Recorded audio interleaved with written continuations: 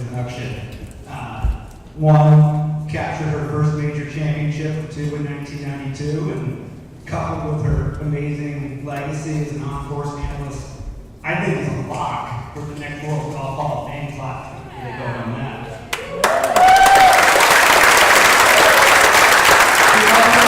You all know broadcast his first Masters in 1986, and since then, just about every possible game of significance, football, professional, collegiate, basketball, Olympics, tennis, when it comes to imbuing the sporting moment with depth and meaning, he is second to none.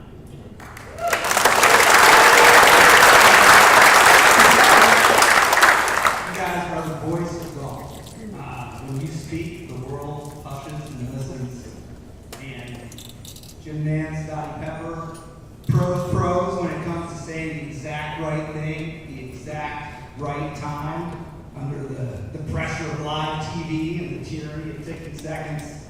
And, you know, when you have to stare at a blank page and have an abstract deadline months in advance, you guys knock it out of the park too.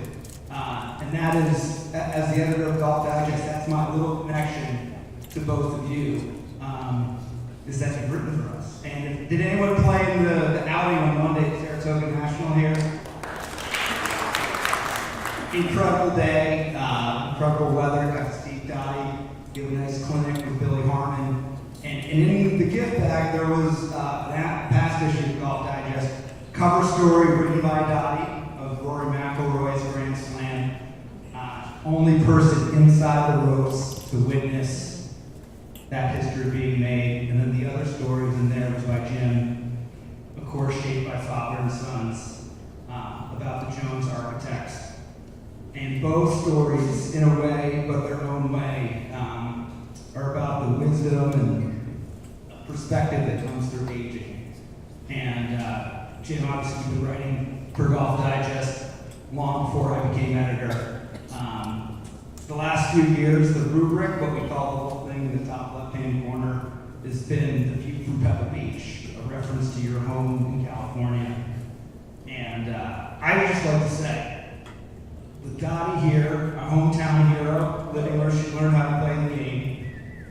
David Normoyle, preeminent historian, finishing up his book on Cypress Point and advanced to the Walker Cup in a couple of weeks. We had a local boy, Seco Cup, with the New York State Junior Amateur here last week, 14.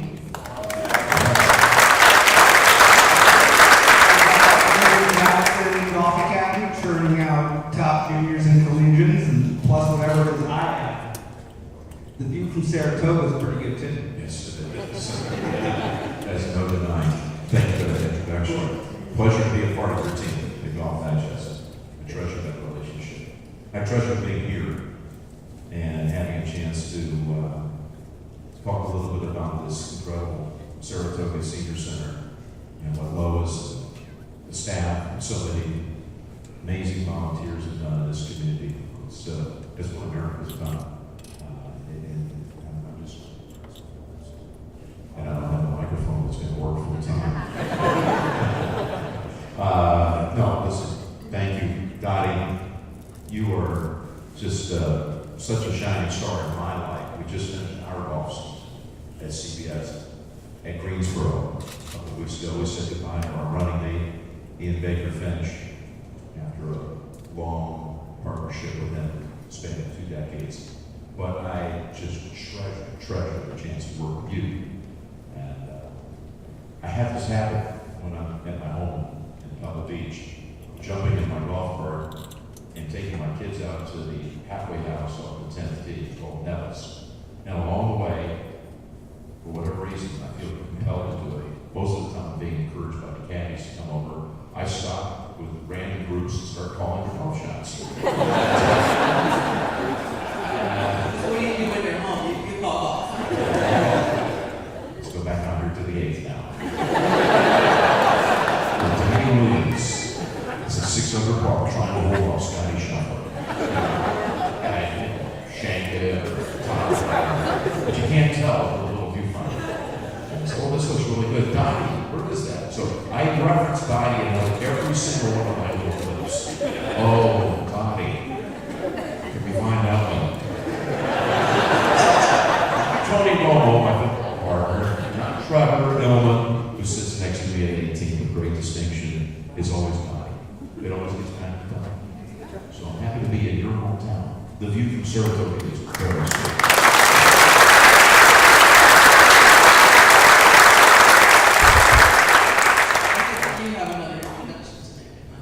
I think that would be a good time, because before we get too deep in the storytelling, I wanted to bring up the most important person of the week, who's overseeing so many details from Monday's outing through today. Lois Celeste. I think that's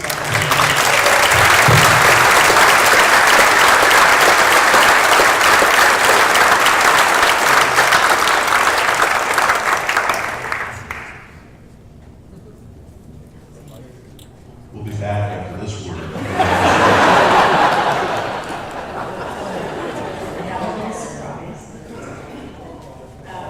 Whoa! So, can't make you enough, Dottie. Couldn't have done all this without you. Jim, you're amazing to have standing here in front of me. I can't even. Can't wait to carry this on to the plane. A high seat. About your running mate. Thank you for that. Wow. Thanks. Thank you. Lois, how great is this?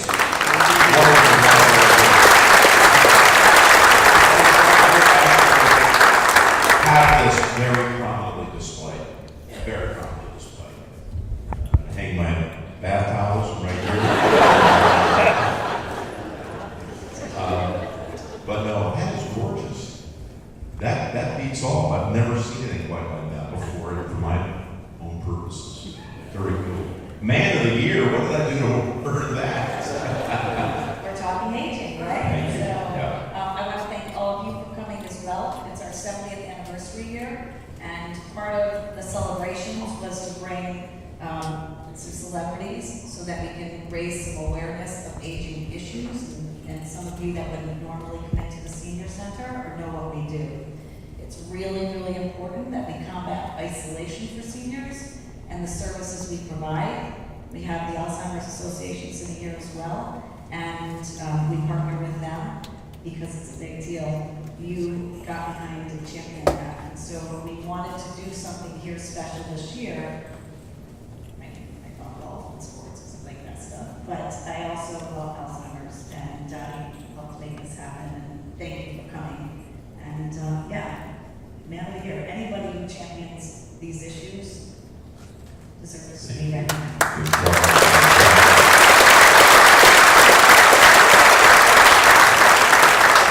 Thank you, I graduated too, and I can't wait to show my kids that their dad is the man of the year. This is special. Remind them of that. Yeah, it sure will. So you've already said hello, friends, but I think it would be a really great tee-off to this day to explain the genesis of where that came from and how it's become such an important part of your connection with everybody regardless of sport. I had no idea when I first said it. We were a Hazel team in the 2002 PGA Championship, and I was just trying to send a message to my father, who was declining by the day, suffering from Alzheimer's. And when I left his bedside to go to Minnesota, it was always playing these mind games to try to keep the wheels turning. Not that was going to help, but I'd like to think maybe some way I was activating some synapses or something. I said, Dad, when I come on the air this weekend, I'm looking at that camera, and I'm going to say hello, friends. And when I say that, I want you to know I'm thinking of you in that very moment. So, walked out of the room, there's probably a better than 50% chance that before we got to the car, he'd already forgotten that. But maybe not. So I said it during the third round coverage, came on the air. Jim Nantz, along with, that time was Laney Watkins. My dad's name was Jim Nantz. I was the third. Hello, friends. And on with the show. At the end of the day, I got a call from a colleague at CBS who said, I watched you on the opening say hello friends. What was the story there? And I filled them in. It was like Carol Burnett, if you remember Carol Burnett, who did Ear Tuck. That was my moment. He said, that sounded like you. You should do that. You should do that again tomorrow. And if it feels right, keep doing it. So I've done it every show since. My dad lost the battle in 2008. So, 7. I still say it.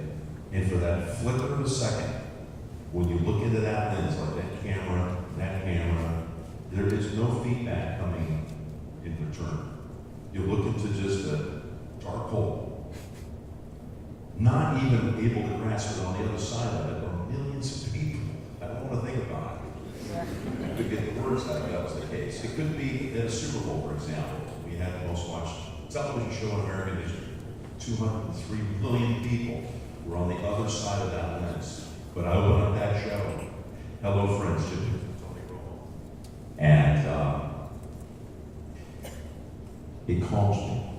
It's not that different than being on the first date for a tournament. You just want to get that first shot. You obsess over anything I do, and you get anxious. You just want to kind of get running with it, get started, and that's my starter. I say it, and I do. It makes me think of it. So for a flash, every time you hear me say it, just know that I'm seeing my dad all these years later. My hero, my friend, my mentor, and in a world of a lot of cynicism and a lot of talk radio, there were years where I would get asked,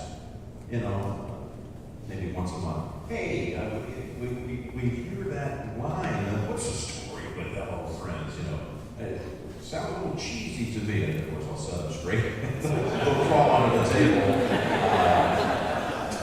And never had any intention to try to draw attention to anything I do. I'm not in it for that. But I am in it to be able to remember my dad. So Hello Friends now, even though I've not done anything with it, we are trying to find an avenue to monetize it for charity. You won't get into this, I'm sure, a little later, but the fight for Alzheimer's is a huge part of my life. So we went out and trademarked Hello Friends just a couple years ago. Because every year come Augusta, online, all kinds of people were putting up t-shirts, Hello Friends, and some of it did not. You did want to associate with it, let's just put it that way. And I know there's a market for it out there. So we hired a lawyer, trademark lawyer in New York, and to find it first. Somebody owned it. And then he had to negotiate. So after months, I got the call from Arnie, is the lawyer's name. And he said, hey, I think we have a deal. He said, but it's going to cost you. I said, I'm willing to pay anything to buy it. I'm into the thousands into legal fees. And he says, it cost you another $656. I said, $656,000? I said, okay, I'll do it. He goes, no, $656. I paid you $25,000. So I wrote a check for $656. But that's what I did. And I won't divulge who owned it. But I will tell you, it was a famous television personality who used to have the #1 show on television a long time ago. And I wrote the check. I don't even know how they landed on 656. Why not just 650? It was rounded up to 700. Well, that must have been some negotiation, but I want it now. So the next time you say that in passing, just send a check to Nantz Enterprises. But anyway, that's the story, and I'm proud of it. Hopefully we'll see it in some capacity down the road where we'll say, Hello Friends. And that is doing yet another good deed in the battle against Alzheimer's, which is what I'm all about.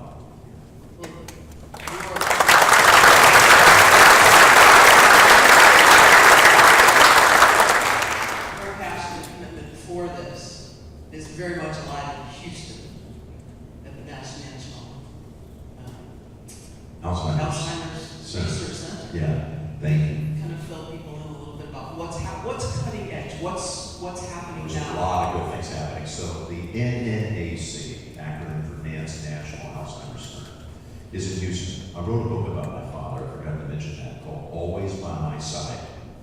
And it was a love story, a son looking up to his father. And the backdrop was a series of events in 2007 over a 63-day span. It was the first time I've done it now 7 times, where I called the Super Bowl, the Final Four, and the Masters over 9 consecutive weeks. And I made the book a little bit of a make-believe journey.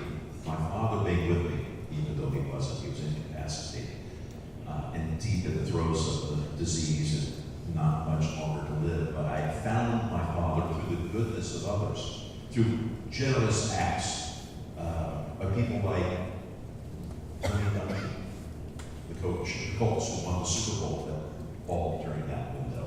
Arnold Palmer, who had ways of making people feel special, like my dad did. And anyway, there was not a negative word in the book. I was told by one publishing house as we advanced the book a couple months ahead of its release, and they said, we can't make a big play on it because it's not negative enough. I said, okay. You know what? You're going to be wrong on this one. Barnes and Noble. Was it Barnes and Noble? Might have been. I don't want to kill them, but it wasn't. And I got my competitive juices going. And they told me there was another book coming out from another sports commentator, same release date as mine, in the spring of 2018. You should read his book. And I know this guy, he's a great guy. But it's got its edginess in that. On the 3rd week, the book is actually #1 in America. #1. Not sports, overall.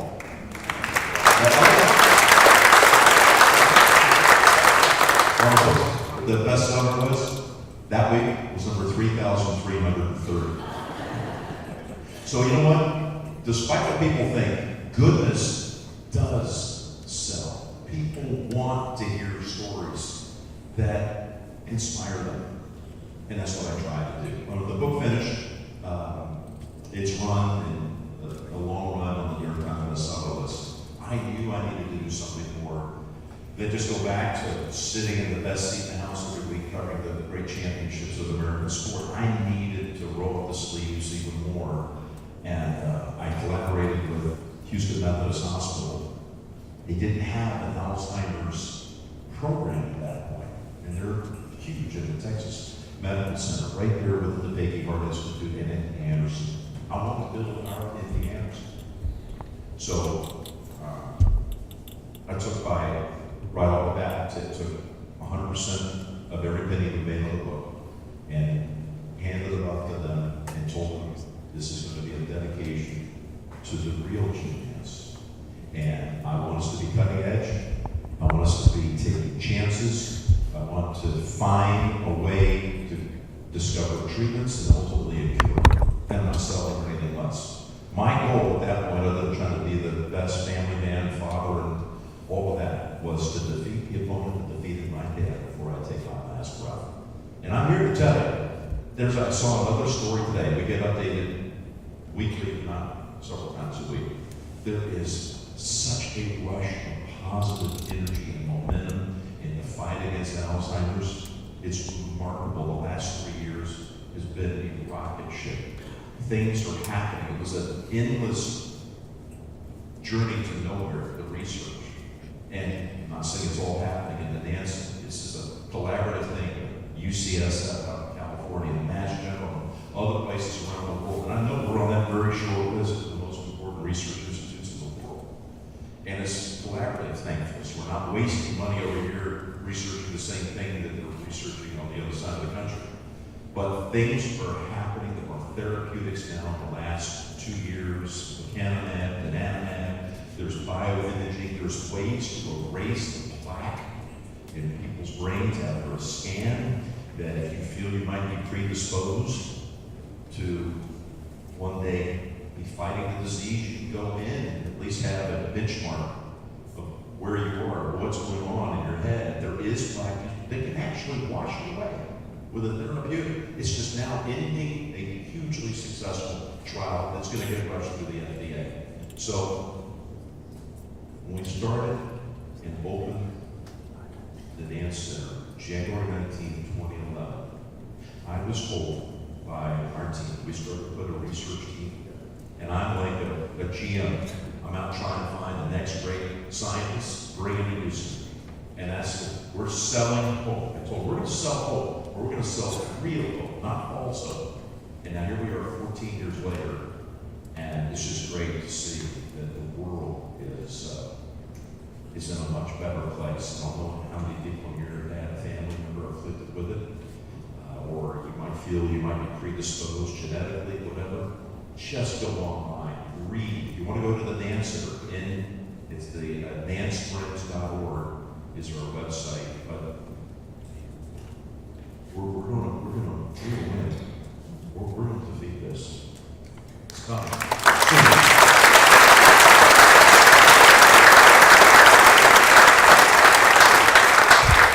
Let's switch gears here. You talked about us just winding up our golf season.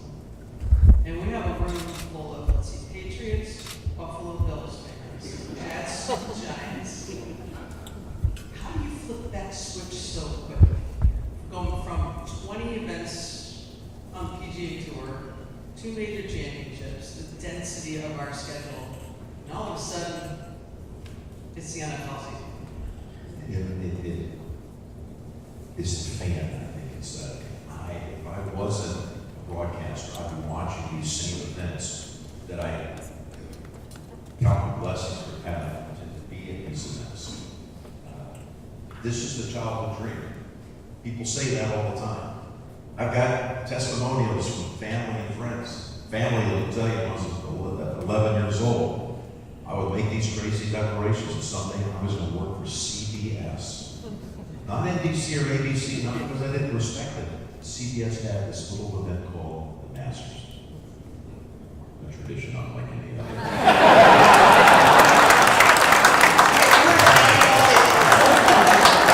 I have another story, another trademark story, but I'm proud of it.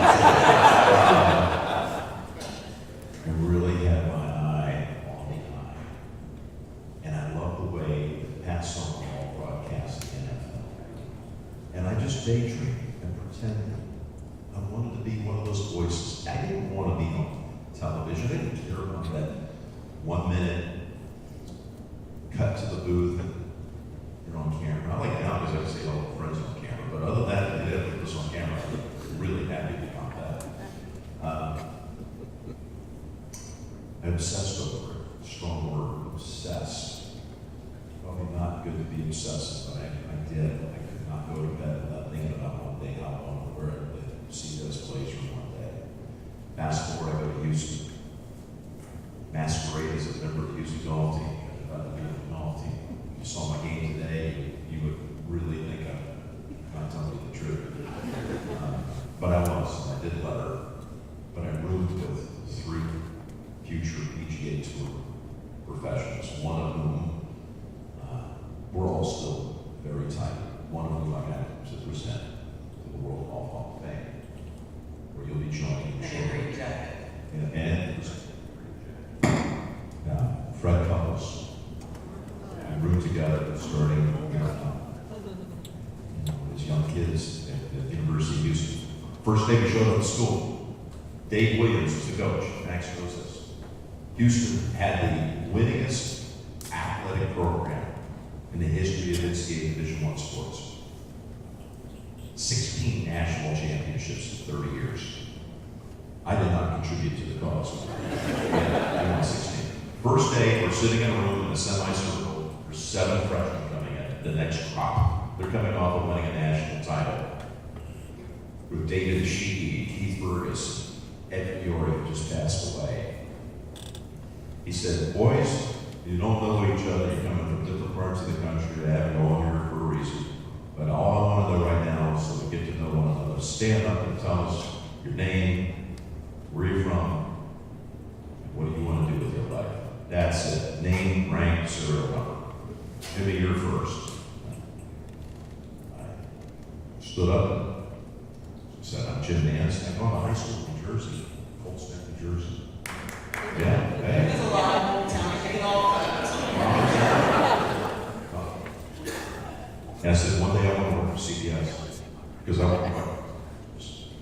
And I sat down. Glad it was over. The fourth guy stood up, very bashfully. I'm Fred Couples, and I'm from Seattle, Washington. One day, I want to win the Masters tournament. Coach said, okay, we both have a dream that's in the same place. Okay, you two guys are going to be rooming together. That's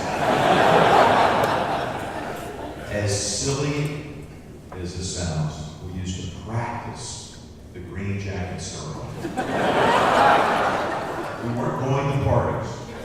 We weren't in a fraternity. Our team was a fraternity. We didn't even drink anything. Never saw a beer in my 4 years of college.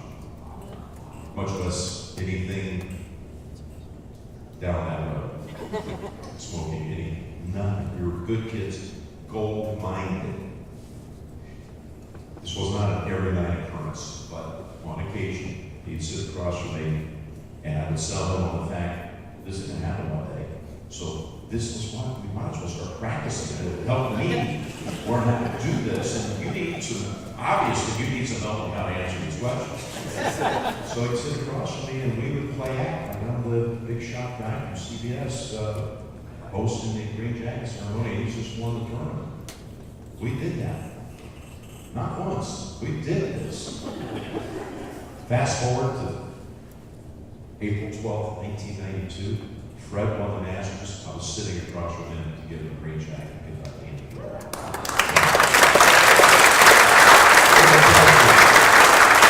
I feel like my life has been like this. A little bit of the selling, this old Woody Allen movie where he just kind of dropped himself in all these incredible historical moments and scenes, or Forrest Gump. It was the same kind of thing, just to happen to land. I feel like that's my life. How did I end up being in that cabin? How did I end up on the victory platform, giving away the Lombardi Trophy and calling the Super Bowl? I've been broadcasting on 9 of them. All I know is it goes back to like passion, obsession. I make a declaration, this is what I'm going to do, and gratefully, blessedly, a lot of it, most of it feels like it's come true. And I get back to the Alzheimer's thing. When I got all in on the fight for Alzheimer's, I mean, I meant that is going to be the greatest win of all. And that's just the way I've lived my life. Trying to figure out what it is I want to do and do everything within my power to make it happen. But I am still in disbelief that that actually came true. That you had two kids, two scruffy kids in a dorm room, and didn't have 2 quarters between them, who would one day get to actually play that moment out before the world. You've made fantasies come true.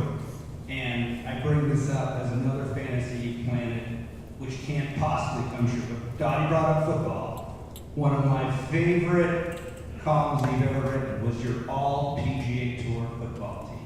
I think you had Gary Woodland at left tackle, Bubba Watson was the kicker, Tony Finau wide receiver. But that was a few years ago. And I was wondering, these past few seasons, do you have any updates to your lineup? Yeah, that's a good one. Where would we put Scotty Scheffler? I wrote the column where Scotty was a worldwide global sensation. I think, he looks to me like he could be a really good defensive end. Put some pads on and let him rush the quarterback. Yeah, that's a good one. I know one thing, flipping that is how much I hear about golf through the PGA Tour. I mean, how much I hear about golf through the NFL. Take a guy like Josh Allen. I know Buffalo is first of all, one of the greatest human beings I've met in my, we have a lot, but truly is on that very short list of people that I just blown away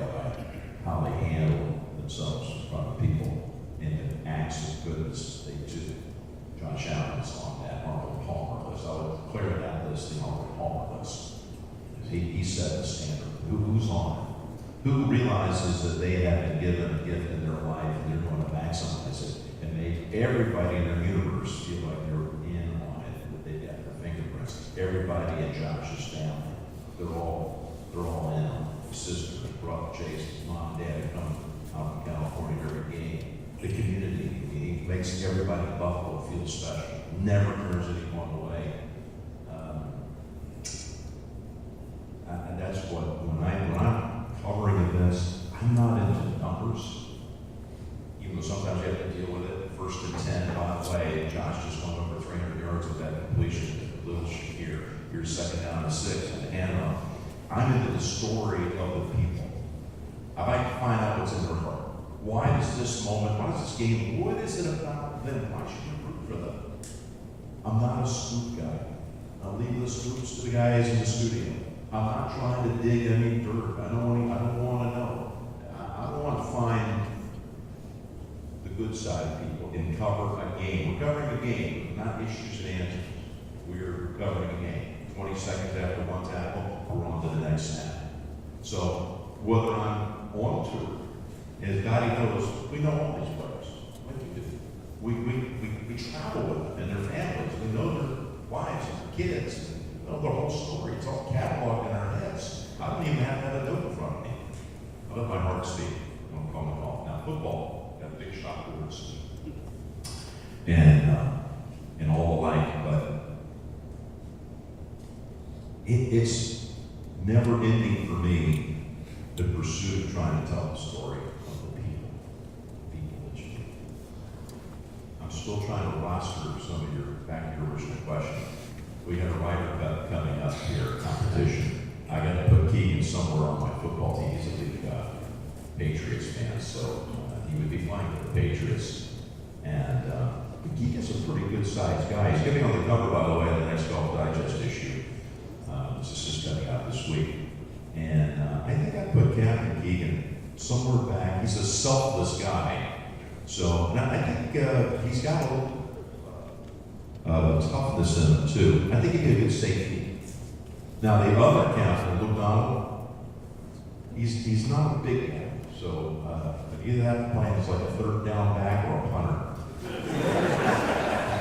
And I love Luke. Speaking of that upcoming digest release today, tomorrow, there is a moment we weren't really believing that happened a year ago at Standards. Jim's been a member of the RNA for 20-some years and had not played the Old Course. Had been back for multiple times, multiple events, but had never played.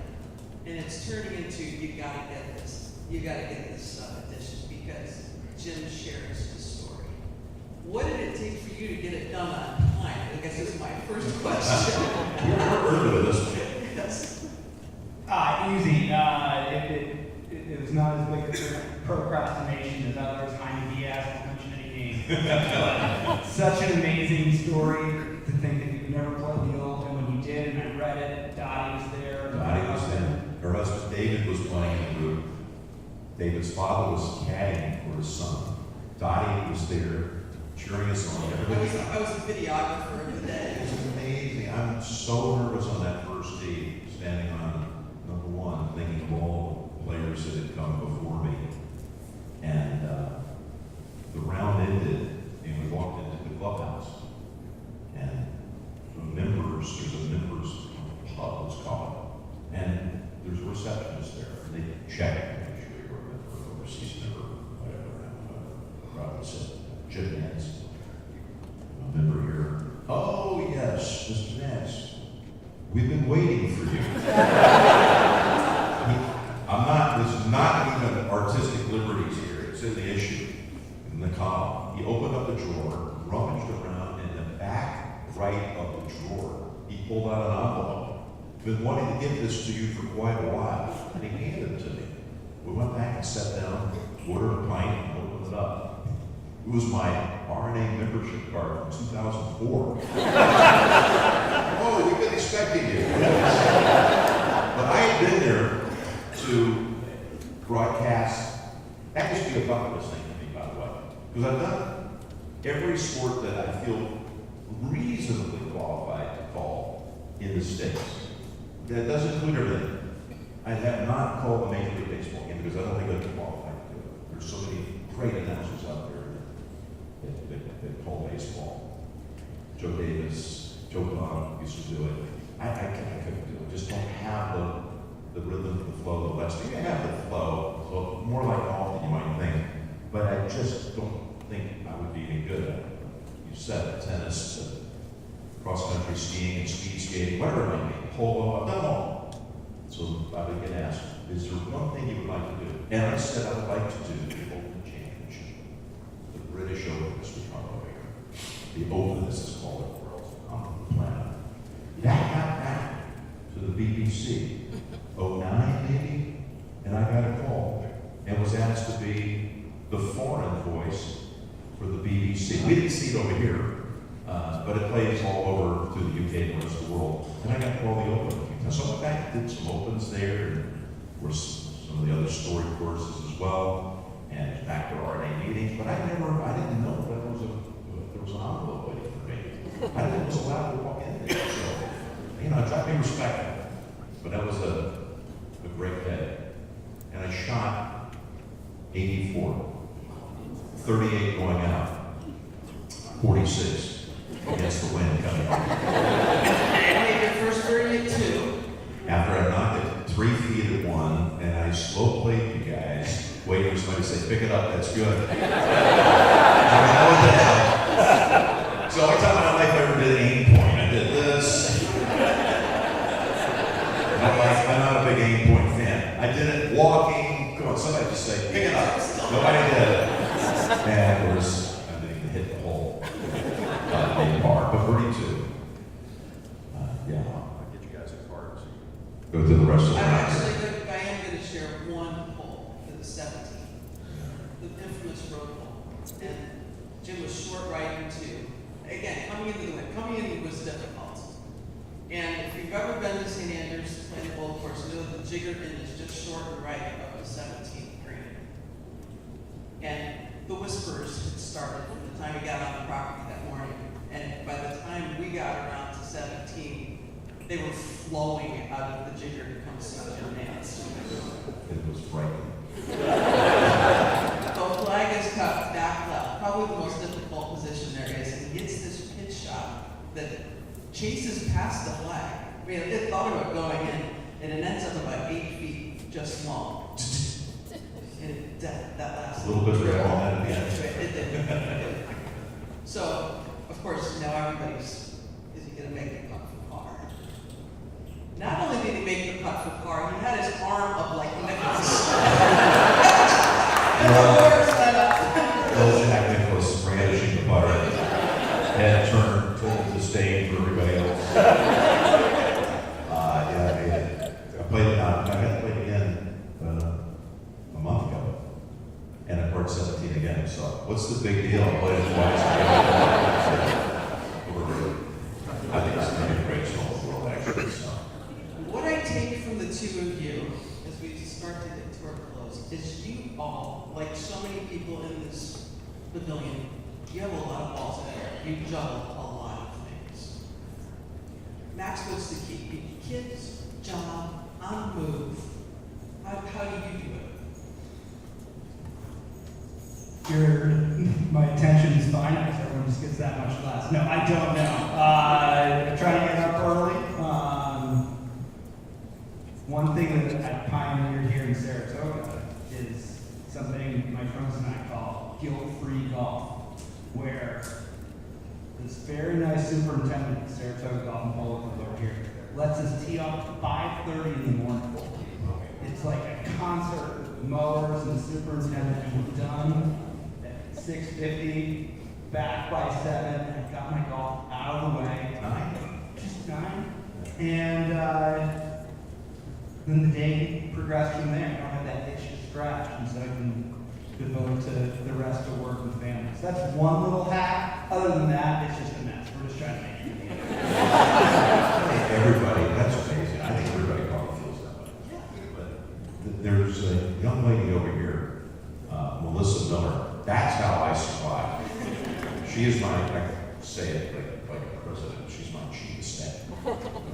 and she lives in Virginia. I lived in Tennessee most of the year, Pebble Beach in the summer. But in 1998, I was broadcasting and hosting the Olympic coverage from Nagano, Japan. She was the runner on the show, and I had never seen anybody that could hustle like she did. She was in her last year at the School of Texas. Ultimately, it led to me making a phone call after she was a runner. I said, I think I have a role for you if you're willing to take a chance. And man, I tell you what, seriously, it wasn't Melissa Miller, who's a mother of two, who's a beautiful family. I don't know, I really truly don't know how I would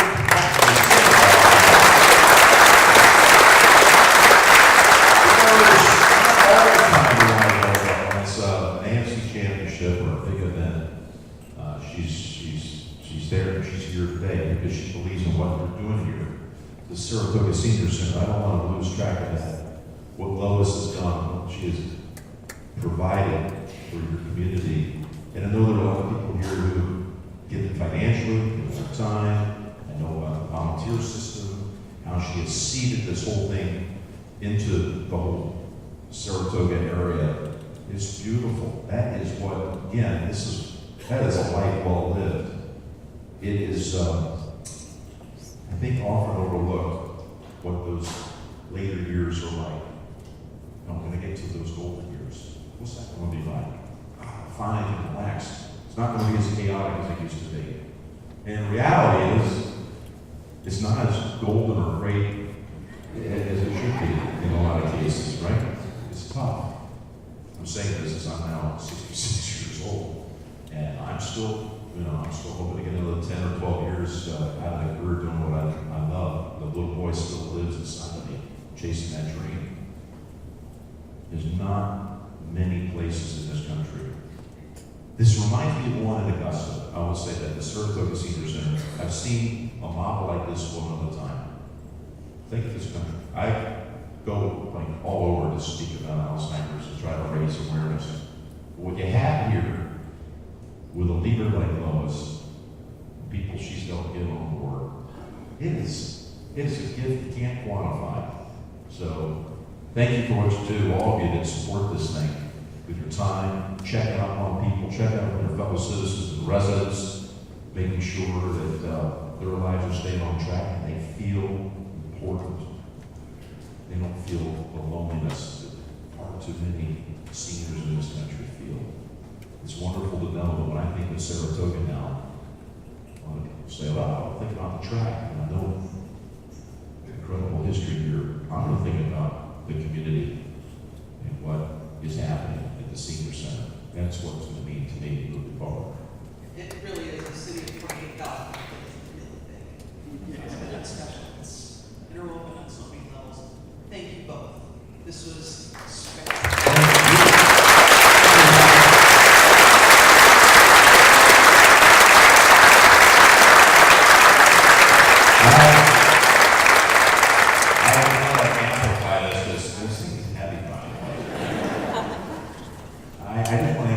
This will be always serve as a wonderful memory for me at this day. And I'm just trying to figure out, do I put this guy in a middle seat? Or the window? I don't know, but he's going to be in my